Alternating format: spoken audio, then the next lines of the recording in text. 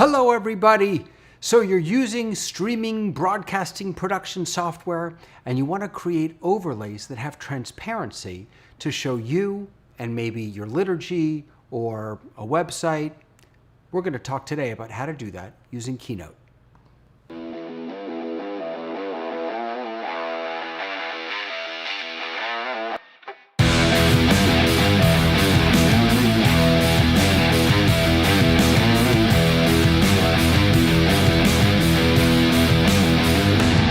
Hey everybody, Rabbi David here, your Torah tech guy, and I'm here on Torah Tech Tips where I share with you great tech for your great Torah.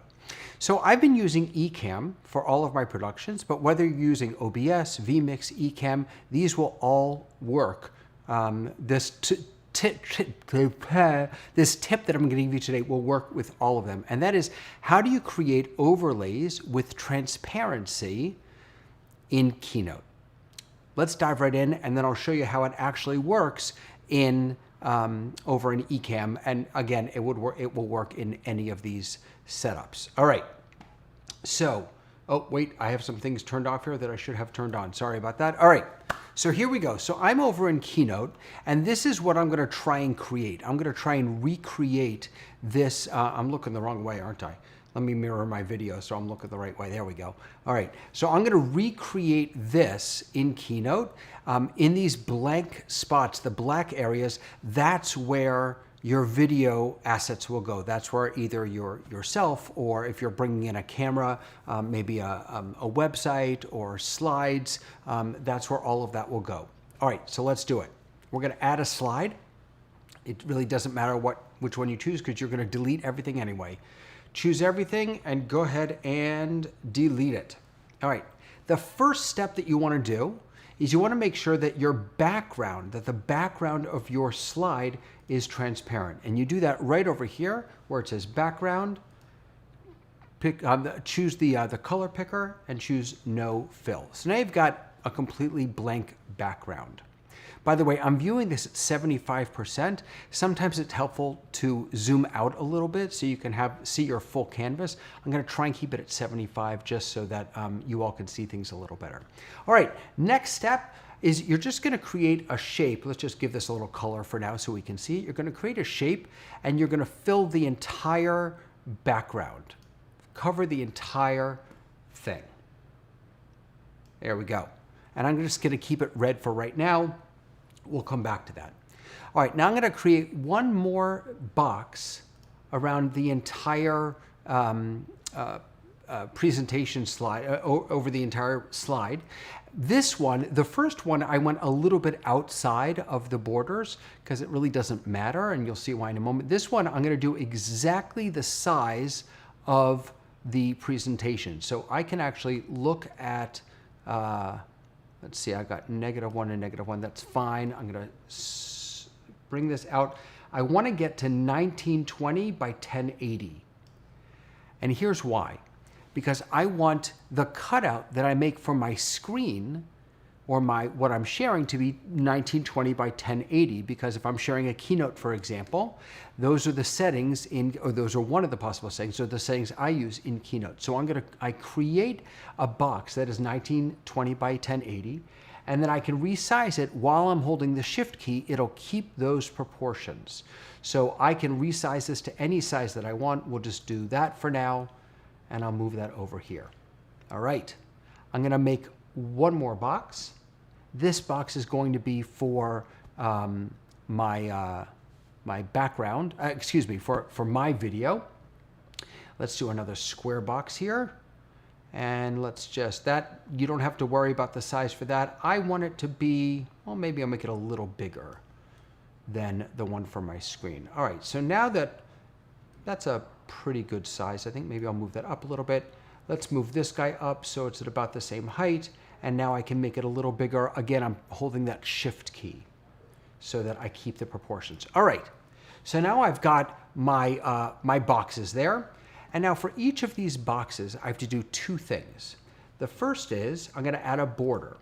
I'm going to click on border here. I'm going to change it to white. And I'm actually going to put it up to 5 points. So a 5-point border, and I'm going to do the same thing on this box. choose the border. I'm going to make it white. You can make it any color you want, and 5 point. By the way, you can also do this with rounded edge boxes or anything like that. All right. So now I've got, let me see, I want to just make sure this is about even. And let me center it on the page. All right, beautiful. So now, here's what I'm going to do. I'm going to go back to that larger box that I chose, and I'm actually going to make that, what am I going to make that? Let's make that a color. Let's do, actually, you know what? Let's do, no, I don't want to do that. Let's do a gradient fill. Okay, that's nice. Let's do that one. Or actually, you know what? Let's try an advanced image fill. There we go. Ooh, that's kind of nice. I like that color. Is that the same one I have up here? Let's see. Yeah, it is. Okay, beautiful. All right. So now I've got 3 boxes on my slide. I've got this large box. I've got this smaller box, which is going to be for my screen sharing. And I've got this box over here that is going to be for my video presentation. I'm going to choose all 3 boxes. Oh, wait, I forgot something really important. Hold on. This is really important. Choose the 2 smaller boxes and copy. Control C or Command C or however you're doing it. I switch my buttons down there, so I use Control C. But Command C, copy. Don't do anything else with it, just copy them. Now, choose all 3 of those boxes. So you're choosing everything on your slide. You're going to go up to Format, Shapes and Lines, Subtract Shapes. Okay. What that just did is it cut out the 2 smaller boxes from the larger box. Now, all I have to do is press Command V or Control V to put those 2 boxes with the borders that I cut out before, to put those back in. Now remember, the boxes, these boxes, oh, you know what? I think I did it wrong. Hold on, let me back up. I think I did it wrong. Let me check. I did. So I forgot one step. In these 2 smaller boxes, you want to make sure that you have that border, but you also need to make sure that there's no fill inside. That's what I forgot. So let me go back. I'm going to go back, no fill. Okay, now I'm going to choose both of the small boxes, copy, choose all 3 boxes, Format, Shapes and Lines, Subtract Shapes, and then paste, and I get my borders back. So here's what I've done so far, right? I created 3 boxes. The first box just covers the whole slide. Doesn't matter if it goes over a little bit. The second box I made sure was 19 by 20, and then I scaled it down, but I kept those proportions so that when I do share a keynote or something, it fits beautifully in there. The third box can really be any size. It's going to be for me, just like the one that's around me right now. Then the 2 smaller boxes, I went in, I created a border. I added a 5-point border of, I chose white, and then I made the inside, the fill of both of those boxes to be empty, to be nothing. Then I subtracted those 2 shapes from the larger shape. I chose all 3. I went up to Format, Shapes and Lines, Subtract Shapes. So now what I have is, I've got one slide here with 2 big cutouts and nice borders around the outside. You could recreate the borders afterward and just put them on top. I just found it's easier to just copy and paste them. All right, I'm going to do one more thing here. I'm going to go in and I'm going to create a little banner at the bottom of each of the larger box, excuse me, of the vertical box for my name. All right, so let's go ahead and do that. I just went up, I chose a box. I'm going to put this over here. Now watch this. Don't worry about getting it exactly. It doesn't have to go inside the white lines because all you have to do is push it to the back. And then it beautifully sits right underneath that border. Now you can, of course, go in, you can change the color to whatever you want. Let's see if I do a gradient fill. Let's do an advanced image fill. Ooh, that's kind of nice. All right, now on this first slide, which I made earlier, there are a couple differences. First of all, you can see I put that bottom piece on both. I'm not honestly sure why I did that. And over here, I have the curved edges. You could do it either way, doesn't matter.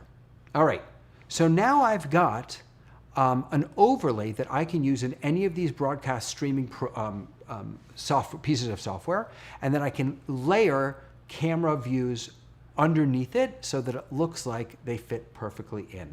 You could also put a banner or a logo down at the bottom. So let's go ahead and export this as an image. We're going to do it as a PNG, and we want to make sure to export with transparent backgrounds. We want these black areas to be transparent because we're going to put our cameras underneath. Next, it's going to ask me where to save it. I'm going to save it over here because I'm actually using a different computer for this. All right, so now that's saved. Now I'm going to come over to the computer that I'm using with Ecamm, and I'm going to find what I just created. So let me go into my drive, and where is it? Is this it? No, that's not it. Where is it? Oh, I don't think it uploaded yet. We're going to have to wait for it for a moment. So while we're doing that, let me show you what this is going to look like over in Ecamm. And again, for me, it's I'm using Ecamm, but you can use any program that you want to do this. I'm going to export this one more time to make sure that I get it. Let's see, images. You know what? I'll actually just do it this way. And then I'll come in. I'm just going to share this. Oh, you know what? I do have it. Sorry, I got it. All right. Here we go. So let me go ahead and share. I'm not actually sure if this is going to work. I'm going to try. Hopefully you all are seeing my screen at this point. I'm not sure if you are. But I'm going to go ahead and take what I just created. I'm going to make a new scene in Ecamm. So have I disappeared? Am I gone? And I'm going to drag what I just created into the scene. And then I'm going to center it. There we go. And now I'm going to add a couple cameras. So let's add me first. There I am. Sorry about that background noise. We're going to change this camera so it's my front-facing camera. And I'll put that right over here. Now the great thing about having these overlays is that I can resize this. And then when I put the camera underneath the overlay, it blends in very, very beautifully. Let me adjust my camera a little bit there, make it a little closer. All right, I'm going to add one more camera to this overlay. And this one, I'm actually going to do my other desktop. And I will spread this out. And because it's 19 by 20, or excuse me, 1920 by 1080, it fits perfectly in there.